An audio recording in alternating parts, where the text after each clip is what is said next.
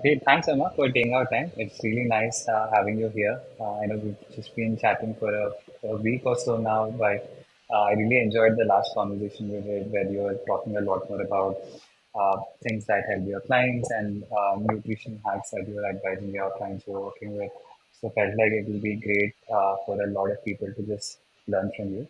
So I think on that note, it would be great if you can just kick off with an introduction, tell us more about yourself and your journey into this fitness industry. Sure. Thank you, Rahul, and thanks for inviting me on. Um, sure, I can tell a bit more about myself. I'm a personal trainer, and I'm also a corrective exercise specialist. I specialize in giving people programs, um, usually to combat injuries, whilst also getting them to lose weight and doing a lot of diet stuff as well. Um, I used to work with a lot of physiotherapists, and then I also studied osteopathy, but I haven't quite finished yet. And that's pretty much it. I specialize a lot in people with Ehlers-Danlos, scoliosis, hip dysplasia, and I like doing complex cases and complex injuries. And then corrective exercise isn't quite the same as physiotherapy. So physiotherapy is like you have a little problem and you get a little exercise for it. Whereas corrective exercise is looking at the body. You don't diagnose, you just correct all the problems associated with it. And I also combine that with personal training, so they get to lose weight and get fit. And I deal with gut stuff and nutrition as well. That's great to hear. Thank you so much for sharing more about this. And I think one thing that you mentioned that I really wanted to go a little deeper into is you mentioned a lot about posture correction and osteopathy. That's something that you're picking up right now. Uh, what is? Can you tell a little more about it and how has learning this help you be better with your clients, or either they're recovering from an injury or going through a rehab? Just curious to understand how has this helped you being a better coach in this field.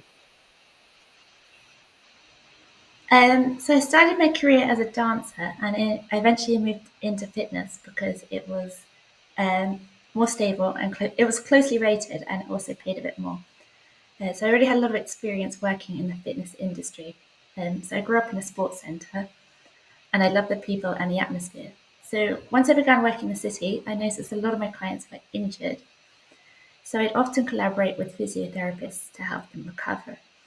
I have hypermobility, and I used to have terrible movement patterns, which led to constant injuries earlier in my career.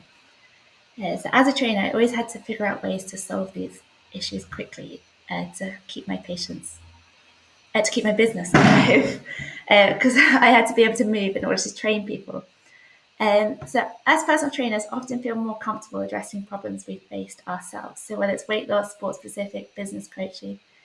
So, I think personal trainers are always most comfortable in realms we went through personally. For some, if they were fat, they like to do weight loss.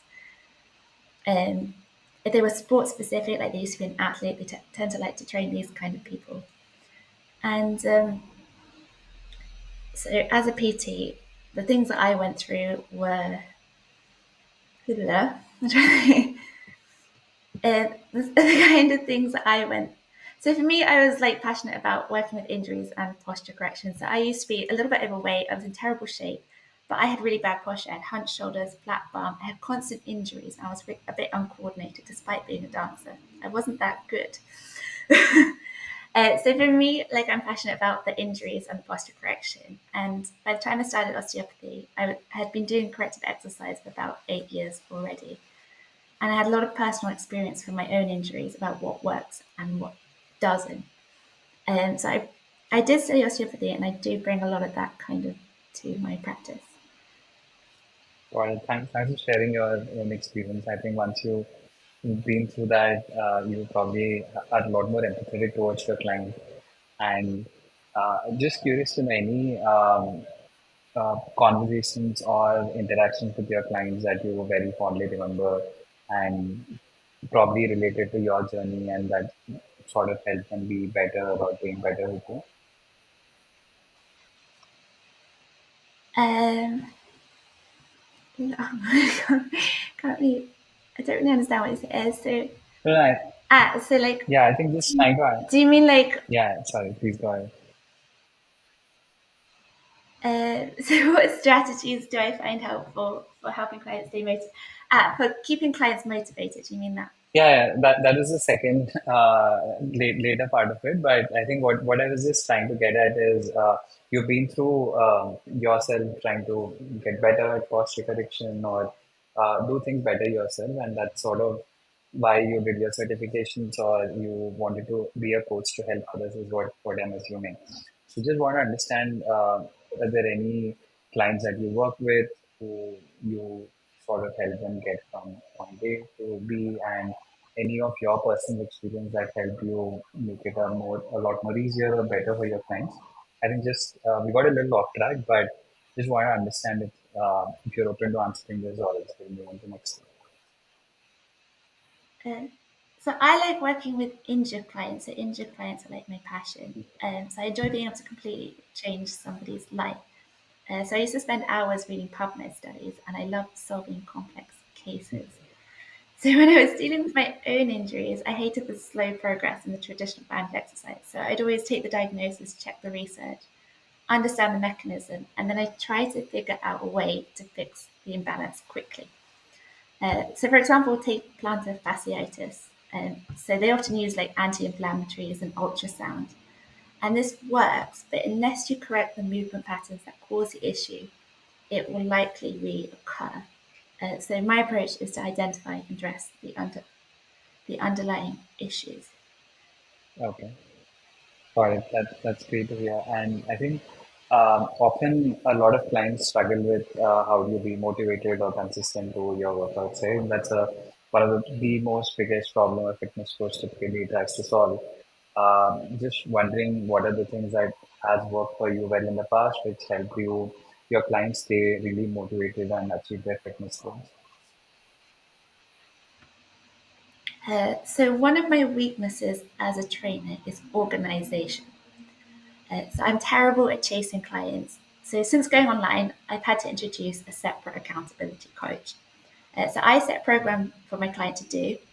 They get one-on-one sessions, but they also need to do other stuff. So I set them homework. They need to log their food, they need to be weighed, and they need to pass that info onto the team. So before my accountability coach, I was having to chase people 3 times a night, all the way into like it was stressful. So my accountability coach has strict instructions to follow them up in a fun way. So she's allowed to use emojis and GIFs only. So I actually have a separate guy who makes these, especially. So if they sign up, they can expect a big bombardment of crying animal animations. So if you don't submit your work on time, or if you don't enter your food, you'll be. We believe in emotional blackmail, but we don't believe in nagging. So having the accountability quote. So instant feedback is really, really crucial. So especially when clients send workout videos. So it's important to have someone to give instant feedback when clients do things right. So sending a video of you in the gym to a trainer can be daunting. And I'm also in sessions most of the day and seeing clients. So I've got Dino there, and then she's there to answer straight away with positive feedback. Um, so they get that, hey, that's great. Like you don't want to send this like really embarrassing video and have to wait like 5 hours for a response. So she answers straight away, and then as soon as I finish, then I can look at it and give feedback. We also practice what we preach, and we send our own meals and workouts. So I think two people are definitely better than one. I think men and women do things differently. Like men will, they need the instant verification, but women, they need someone to do everything with them. If they don't enter their food, you've got to do it with them. Yeah.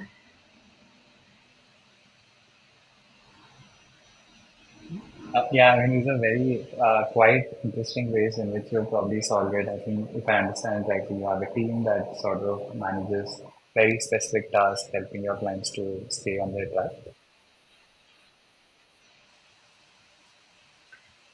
So how do I do nutrition and how do I make it sustainable for my clients? So I struggled a lot with my gut and sugar cravings. So for years, I couldn't stick to a diet. So any weight I lost would quickly come back on. like you starve yourself, you do a brute force, and then eventually you've had enough and you just eat all the food again. So this changed after I visited the National Science Museum. So I learned about the gut microbiome and weight gain. So they did a study where they transplanted gut bacteria between a skinny mouse and a fat mouse, and their weights reversed. So the skinny mouse got fat, with the fat mouse gut bacteria, and the fat mouse got skinny with skinny mouse bacteria. Uh, so it wasn't all that was it, and let's go. So back at this time, there was very little research into the gut microbiome. We didn't know that much about it. It was like the starting point. This was 10 years ago. So it took a lot of time and research to figure out how to reset the gut for weight loss. There wasn't much out there. Um, so I would say now I know how to reset the gut in order to make weight loss easier and to keep the pounds off, and also get a lot of my clients to lose weight and stay that way. So there's a few probiotics I found like going around the globe. Some stuff from India actually. They've got some great herbs. But there's some really really cool stuff out there, and I think yeah.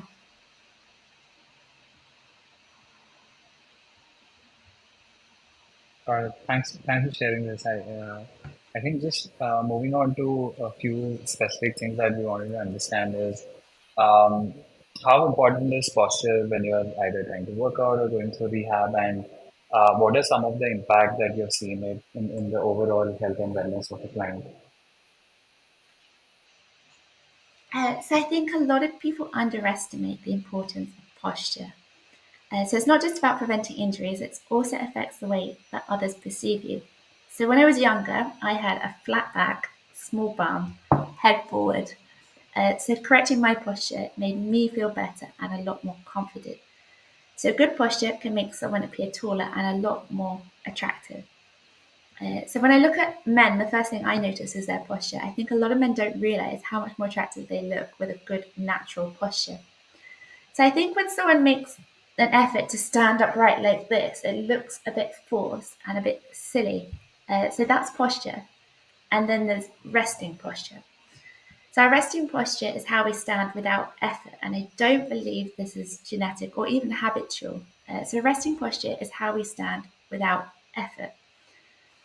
Um, so it's a result of the balance between all the muscle groups in the body.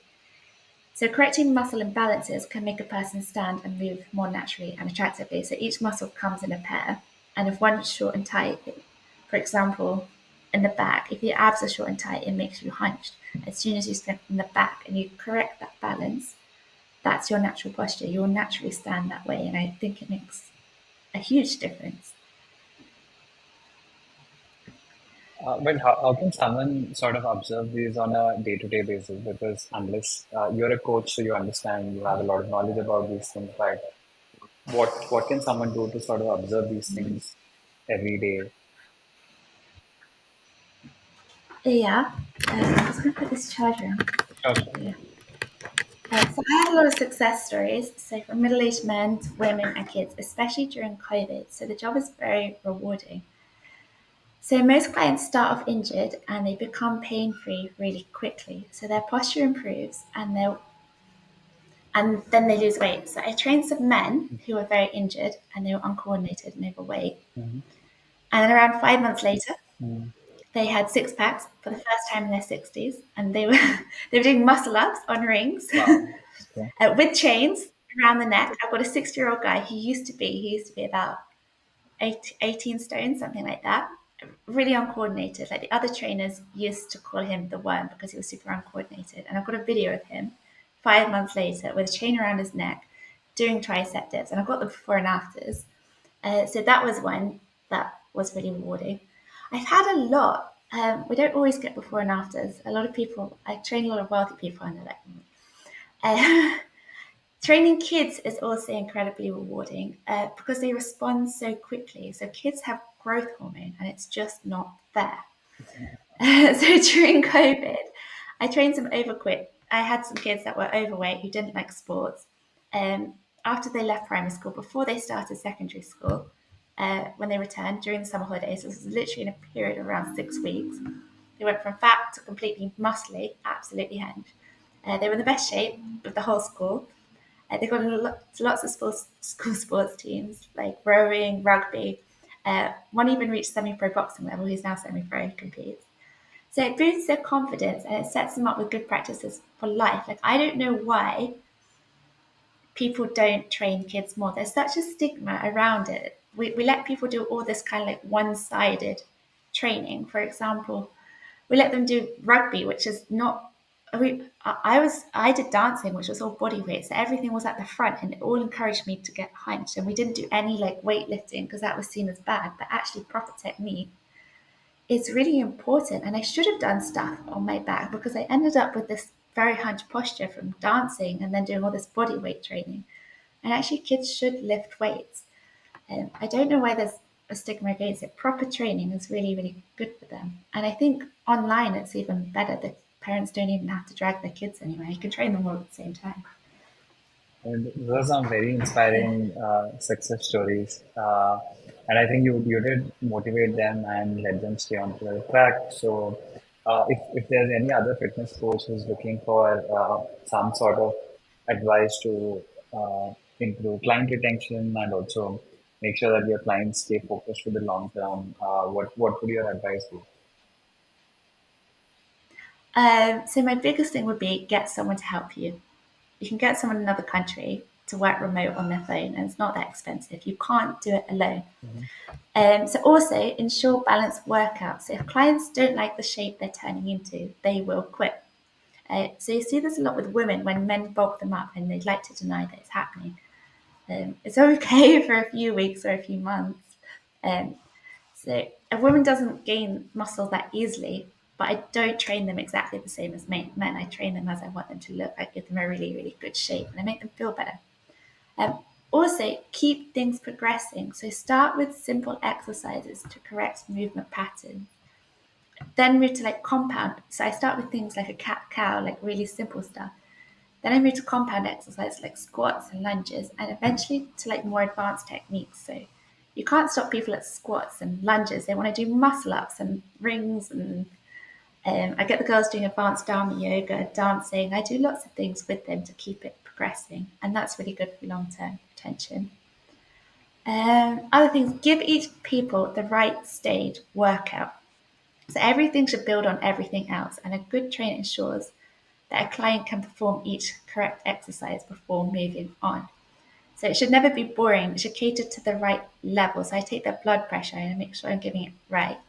And I'd never give someone a squat if I didn't know they could hip hinge beforehand, if I didn't know their gait was right. Like I hate you see this with inexperienced trainers. They look at someone like, not like that, not like that, not like that. You have to teach them the movement before, like there's 5 or 6 exercises that build into one. Like it's really demotivating for someone to not be able to do that or to not do it correctly, and you can tell like the trainer's looking at them like, I don't know how to correct this. And so I think that's another point as well. Like make sure they can do it. Teach things like nicely. People don't want to be stuck doing things they can't do. That's very nicely put, and I'm sure I think that will definitely going to help a lot of other coaches as well. One last thing before we wrap up is on how did this transition from training in person to just training online? How is that working? What are some of the techniques that you found very effective for your entire training program? So I enjoy remote coaching. It's easy to track clients without running around. When I was going everywhere, I was all over the place and I was really tired and I couldn't check in with them and stuff like that. So it has advantages. So the clients become more independent, and they learn how to train themselves. So online coaching allows for more nutrition coaching and accountability for sure. You compensate for not being there with all this kind of stuff.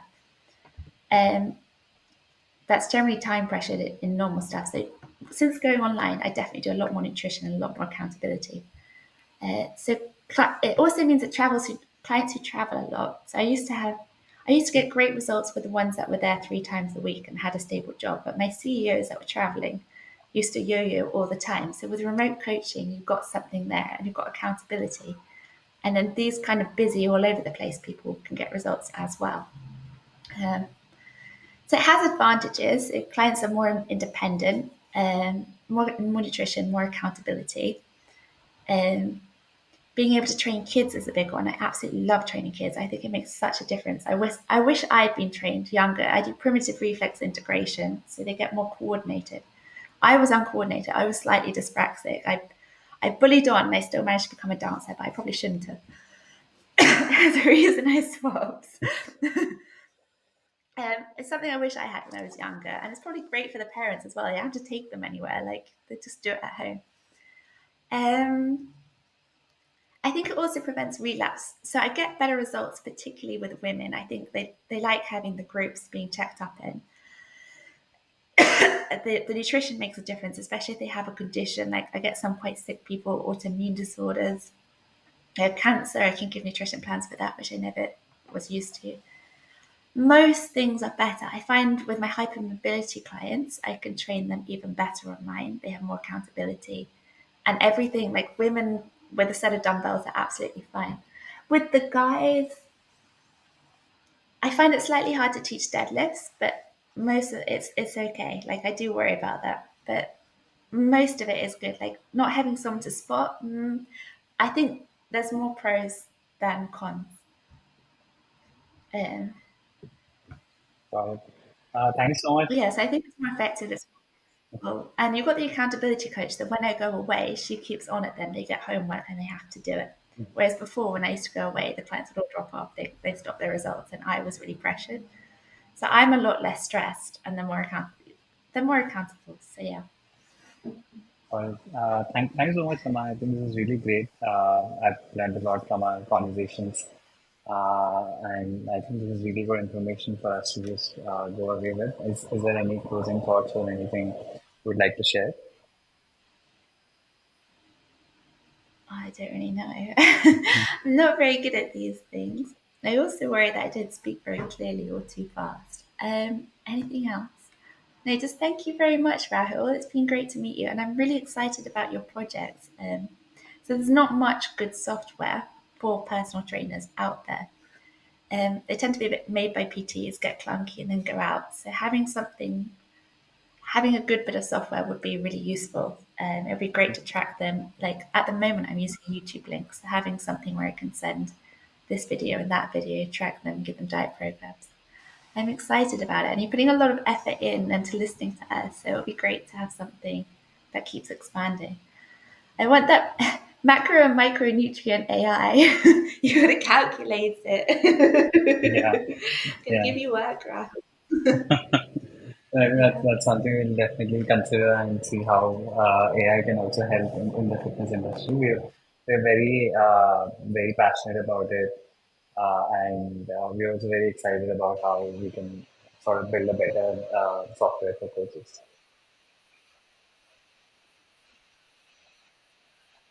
Great. Thank you so much.